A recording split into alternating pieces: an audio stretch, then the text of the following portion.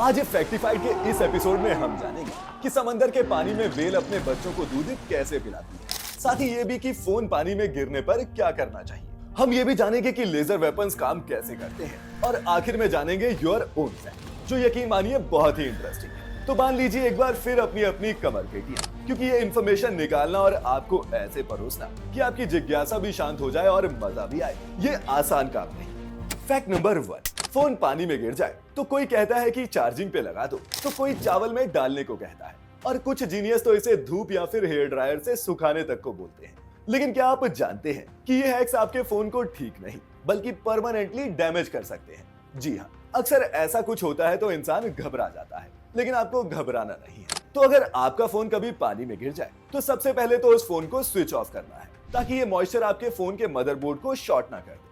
फिर SIM, memory card और अगर बैटरी भी रिमूवेबल है तो उसे भी निकाल देना है। फोन बंद करके एक सूखे कपड़े से उसे सुखा ले और फिर एयरफोन चार्जिंग जैक्स को कॉटन ईयरबड्स की मदद से अच्छे से साफ कर ले। फिर जब बाहर से डिवाइस पूरी तरह से सूख जाए तो उसे किसी हवादार जगह या फिर पंखे के आगे अंदर से सूखने के लिए छोड़ दे। और याद रखें, जल्दी सुखाने के चक्कर में फोन में गर्म ब्लोअर कभी ना मारे, इससे उल्टा आपके फोन के पुर्जे या फिर सर्किट खराब हो सकता है। सूखने के बाद भी आपके फोन में नमी बची हो सकती है, इसीलिए उसे ऑन करने से पहले कम से कम 24 घंटे वेट करें और हो सके तो सर्विस सेंटर या फिर लोकल मोबाइल शॉप पर पहले फोन की जांच करवा लें और फिर ही उसका इस्तेमाल करें। फैक्ट नंबर 2, खाना बहुत गर्म हो तो मुंह में डालते ही एक इंस्टेंट फिजिकल और बायोकेमिकल रिएक्शन ट्रिगर होता है। जानते हैं क्यों? क्योंकि हमारे मुंह में मौजूद होते हैं थर्मल रिसेप्टर्स। अब होता यह है कि जैसे ही हम जरूरत से ज्यादा गर्म खाना खाते हैं और हमारी जीभ का टेम्परेचर 65 डिग्री सेल्सियस से ऊपर जाता है, ये थर्मल रिसेप्टर्स रिफ्लेक्स एक्टिवेट कर देते हैं और मुंह में दर्द और एक बर्निंग सेंसेशन पैदा करते हैं।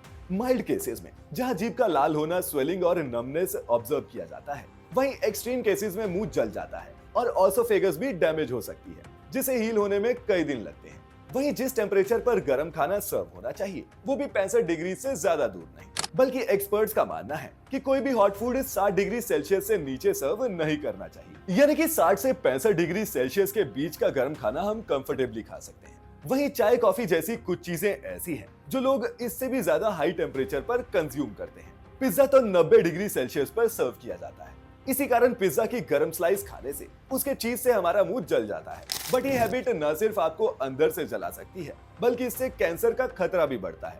इसलिए खाने में कभी जल्दबाजी ना करें और उसके ठंडा होने का वेट तो जरूर करें। फैक्ट नंबर 3, आपको बचपन का वो एक्सपेरिमेंट याद है जब मैग्नीफाइंग ग्लास से सूरज की रोशनी को फोकस करके हम पेपर जलाया करते। आज दुनिया भर में आर्मीज इसी प्रिंसिपल का एक एडवांस वर्जन इस्तेमाल करके एनिमी ड्रोन्स, मिसाइल्स और सर्वेलांस सिस्टम्स को तबाह कर रही है। मैं यहाँ बात कर रहा हूँ लेजर वेपन्स की। तो लेजर का फुल फॉर्म होता है light amplification by stimulated emission of radiation. नाम थोड़ा सा कॉम्प्लिकेटेड है लेकिन कॉन्सेप्ट बहुत ही सिंपल है। अब जैसे नॉर्मल बल्ब की लाइट है जो हर डायरेक्शन में फैल जाती है तो उसकी एनर्जी भी स्प्रेड हो जाती है, लेकिन लेजर में ये लाइट वेव्स एक ही वेवलेंथ और डायरेक्शन में ट्रेवल करती है और इस वजह से एनर्जी एक बहुत ही छोटे एरिया में कॉन्सेंट्रेट होकर इंटेंसिटी में कई गुना ज्यादा बढ़ जाती है। अब बात करें लेजर वेपन्स की, तो इनके अंदर एक स्पेशल गेन मीडियम होता है जिसे इलेक्ट्रिसिटी से एनर्जाइज किया जाता है। इससे एटम्स एक्साइट होते हैं और फोटॉन्स रिलीज करते हैं। फिर यही फोटॉन्स दो मिरर के बीच बार बार रिफ्लेक्ट होते हैं और हर रिफ्लेक्शन के साथ और ज्यादा फोटॉन्स यानी कि लाइट जनरेट करते हैं। लेंसेज की मदद से इस हाई इंटेंसिटी लाइट को बिखरने से रोका जाता है और एक छेद से हाईली कंट्रोल्ड और इंटेंस लाइट बीम बाहर निकलती है, जिसे अगर किसी ड्रोन या फिर मिसाइल पर फोकस किया जाए तो उसका सरफेस इतना गर्म हो जाता है कि सेंसर्स फेल हो जाते हैं, इलेक्ट्रॉनिक्स डैमेज हो जाते हैं और कभी कभी तो पूरा स्ट्रक्चर ही डिस्ट्रॉय हो जाता है। और चूंकि ये वेपन लाइट की स्पीड से अटैक करता है तो दुश्मनों को संभलने तक का मौका नहीं मिल पाता। इन लेजर वेपन्स की ऑपरेशनल कॉस्ट भी इंटरसेप्टर मिसाइल दागने से कहीं कम है। और अगर आप सोचते हैं कि ये लेजर वेपन्स स्टार वॉर्स की तरह रंग बिरंगी लाइट छोड़ते होंगे, तो आपको बता दूं कि ज्यादातर military grade laser weapons infrared wavelength पर काम करते हैं जो नेकेड आई से नजर नहीं आते। तो आपका क्या मानना है? क्या फ्यूचर में लेजर वेपन्स ट्रेडिशनल मिसाइल्स को रिप्लेस कर सकते हैं या फिर ये सिर्फ एक एक्स्ट्रा लेयर ऑफ डिफेंस है? कमेंट्स में अपनी राय जरूर लिखें। फैक्ट नंबर 4, दोस्तों क्या आप जानते हैं कि एक व्हेल समंदर में अपने बच्चों को दूध कैसे पिलाती है? अगर नहीं तो जान ले कि व्हेल कोई फिश नहीं बल्कि एक मैमल है, जिसका मतलब हुआ कि व्हेल बच्चे पैदा करती है और उन्हें अपना दूध भी पिलाती है। ये देखिए कैसे एक मदर व्हेल पानी के नीचे दूध की एक रिच धार सीधे यंग काफ के मुंह पर मारती है, जो इसे पीकर अपना न्यूट्रिशन पूरा करता है। दोस्तों वेल का दूध गाय के दूध से बहुत अलग होता है। इसमें फैट की मात्रा इतनी ज्यादा होती है कि ये किसी टूथपेस्ट या फिर गाढ़े दही जैसा लगता है और इसीलिए समंदर के पानी में जल्दी मिक्स नहीं होता। अब जब भी किसी यंग काफ को भूख लगती है तो वो अपनी माँ के पेट पर हल्के से टच करता है और इस टच से मदर में स्पेशल मसल्स स्टिमुलेट होते हैं और दूध निकलने लगता है। वहीं यंग काफ इस धार को इंजेस्ट करने के लिए अपनी जीभ को रोल करके एक ट्यूब सी बना लेता है जिससे उसके मुंह में सिर्फ दूध ही एंटर करे, समंदर का पानी नहीं। आपको जानकर हैरानी होगी कि एक ब्लू व्हेल का बच्चा रोज लगभग 150 से 200 लीटर दूध पी जाता है और ये दूध इतना न्यूट्रिशियस होता है कि सिर्फ एक ही दिन में उसका वजन 70 से 80 किलोग्राम तक बढ़ जाता है। फैक्ट नंबर 5, खूबसूरती के मायने हर किसी के लिए सेम नहीं। इसकी एक एग्जांपल है मॉरिटानिया, जहां लड़कियां जितनी मोटी और गोल मटोल होंगी उन्हें उतना ही अट्रैक्टिव माना जाता है। अब दोस्तों इसका कारण है कि ये अफ्रीकी देश लंबे समय से सूखे की मार झेलता आ रहा है। गरीबी और कुपोषण इतना ज्यादा है कि मोटापा यहाँ सुंदरता और परिवार की समृद्धि का प्रतीक माना जाता है।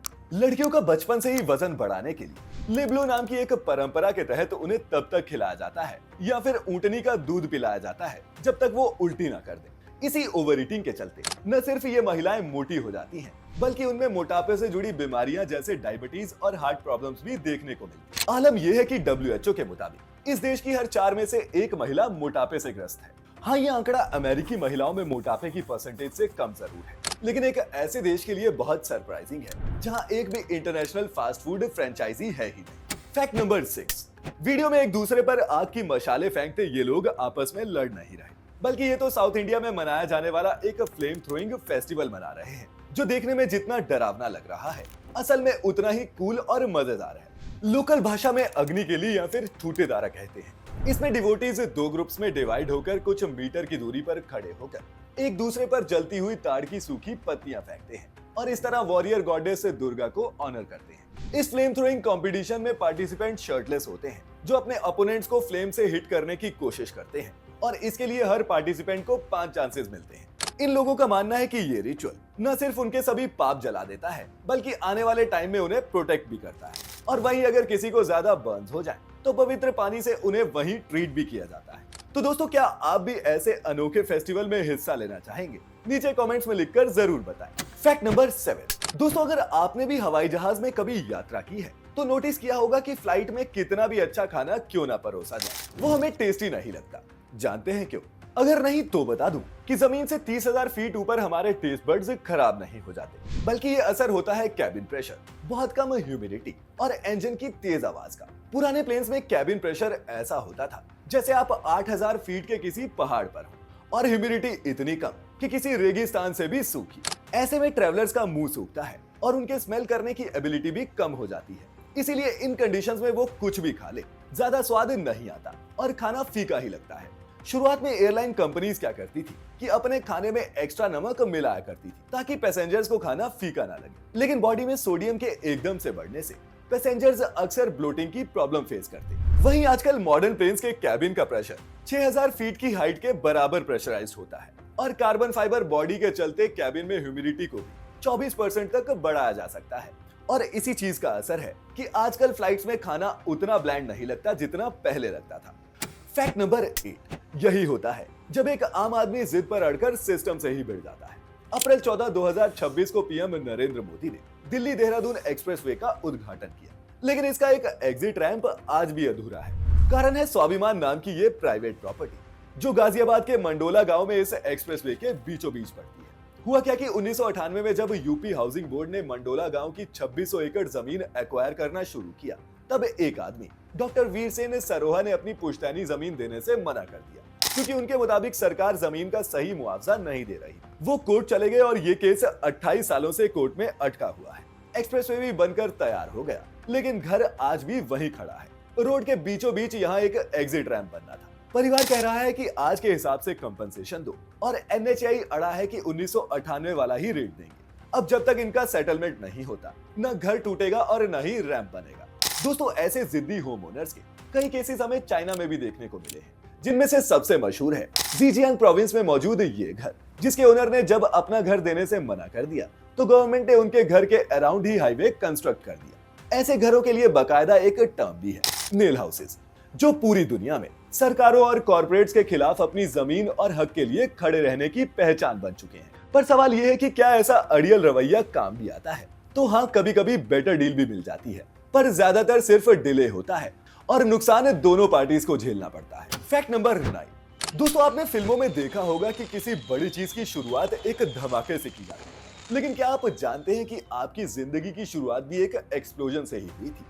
जी हाँ, जब एक स्पर्म किसी ह्यूमन एग को फर्टिलाइज करता है, तब एग के अंदर एक स्पार्क, एक केमिकल फ्लैश पैदा होती है। ये माइक्रो एक्सप्लोजन इतना छोटा होता है कि इसे नंगी आंखों से देखना इम्पॉसिबल है, लेकिन पावरफुल माइक्रोस्कोप्स और स्पेशल कैमरास की मदद से साइंटिस्ट ने इसे रिकॉर्ड किया है। और जब इस प्रोसेस को माइक्रोस्कोप में देखा जाता है तो ये किसी फायरवर्क शो की तरह नजर आता है। दरअसल इस फिनोमिना को जिंक स्पार्क कहा जाता है, लेकिन ये सिर्फ एक खूबसूरत लाइट शो नहीं होता। ये फ्लैश एक बहुत इंपॉर्टेंट बायोलॉजिकल सिग्नल है, जिसका मतलब होता है कि एग एक्टिवेट हो चुका है। साथ ही ये स्पार्क एग को ये बताती है कि अब किसी दूसरे स्पर्म को अंदर नहीं आने देना है, ताकि फर्टिलाइजेशन सही तरीके से हो सके। इसी वजह से रिसर्चर्स आज इस फ्लैश की स्टडी फर्टिलिटी ट्रीटमेंट्स और आईवीएफ प्रोसीजर्स को बेहतर बनाने के लिए कर रहे हैं।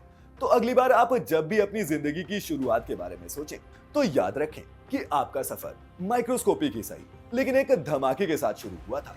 और अब वक्त हो चुका है इस एपिसोड के योर ओन फैक्ट का, जो हमें भेजा है। इनफैक्ट पूछा है बिल्ला बाई ने मुंबई से। वो पूछते हैं कि वाटर और होली वाटर में क्या फर्क है। तो बिल्ला भाई, आपको बता दूं कि पानी तो पानी है, और वाटर रेगुलर हो या फिर होली, फिजिकली और केमिकली उसमें कोई फर्क नहीं होता, वो सेम है। 2 पार्ट्स हाइड्रोजन और 1 पार्ट ऑक्सीजन का। अब होली वाटर या फिर पवित्र पानी का कॉन्सेप्ट भी हर धर्म में अलग अलग है। जहां हिंदू गंगा जल को पवित्र मानते हैं, वहीं मुस्लिम्स आबे जमजम के पानी को और क्रिश्चियंस पादरी द्वारा ब्लेस्ड वाटर को होली मानते हैं, जिसका इस्तेमाल किसी इंसान, घर या फिर जगह को प्यूरिफाई करने के लिए किया जाता है। इसीलिए होली वाटर की स्पिरिचुअल सिग्निफिकेंस किसी फिजिकल चेंज के चलते नहीं, बल्कि लोगों की फेथ के चलते होती है। तो क्या समझे? अभी भी नहीं समझे तो लौट कर आइएगा नेक्स्ट वीक, जब फिर से खुलेगा ऐसे ही इंटरेस्टिंग और फैसिनेटिंग फैक्ट्स का पिटारा। तो वीडियो अच्छी लगी हो तो शेयर करके अपने दोस्तों, रिश्तेदारों को भी फैक्टिफाइड करें, लाइक करके हमारा हौसला बढ़ाएं। और अगर अभी तक फैक्टिफाइड हिंदी को सब्सक्राइब नहीं किया है, तो ऐसे शुभ काम में और देरी ना करें। जल्द ही फिर मुलाकात होगी, तब तक के लिए आप सभी का बहुत बहुत शुक्रिया।